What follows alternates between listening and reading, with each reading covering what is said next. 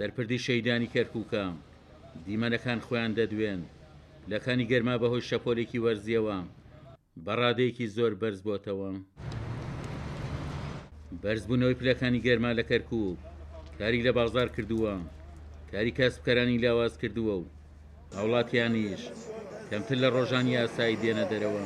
ئەم هەفتەیە بە زیاترین شێوە بە زۆرترین شێوە گەرماکە ڕووی تێمان کردووە و حەڵمان نییە، نە کارەبا هەیە نە ئاو هەیە، ئەوە حاڵمە بینن چۆنا ئیتر خەڵکش نایەتە دەرەوە، زیاتر بۆ کاری پێویست نەبێ نایەتە دەرەوە، یعنی لەبەر گەرما نایەتە دەرەوە، زیاتر خەڵک بە شەوان دەرەچێتە دەرەوە.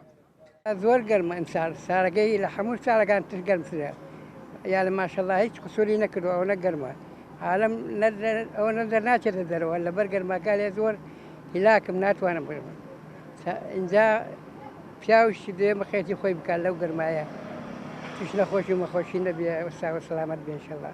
نێو فەرمانگەی کەشناسیە لە کەرکووک بەڕێوەبەری کەشناسی دەڵێت شەپۆلی نوێی گەرماکە تا کۆتایی هەفتە درێژ دەبێتەوە. الحرارة تبدأ من اليوم الأحد وتستمر لغاية نهاية هذا الأسبوع. شەپۆلی نوێی بەرزبوونەوەی پلەکانی گەرما کە شەپۆلێکی وەرزیە تاوەکو کۆتایی هەفتە درێژ دەبێتەوە.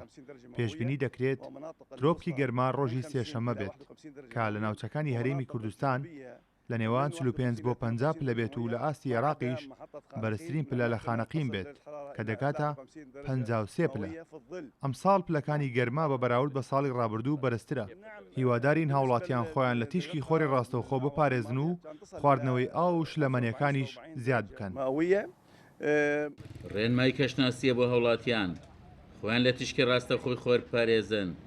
وە کەشناسی دەڵێ تیشکی ڕاستەوخۆی خۆر هاوڵاتیان تووشی چەندین نەخۆشی دەکات. باشترە هاوڵاتیان لە سڕی گەرماکە نێنە دەرەوە کە لە سعات 11 پێشنیۆڕۆ دەست پێ دەکات و سعات 3 پاشنیۆڕۆ کۆتایی پێدێت. بە پێی پێشبینیەکانی کەشناسی پلەکانی گەرما لەم هەفتەیەدا بەرز دەبنەوە. ڕۆژی سێشەممە شەپۆلەکە دەگاتە تروپک و خانەقینیش گەرمترین ناوچەی عێراق دەبێت کە پلەکانی گەرما تێیدا دەگاتە 53 پلە. عومەر غەریب، کورسات نیوز، کەرکووک.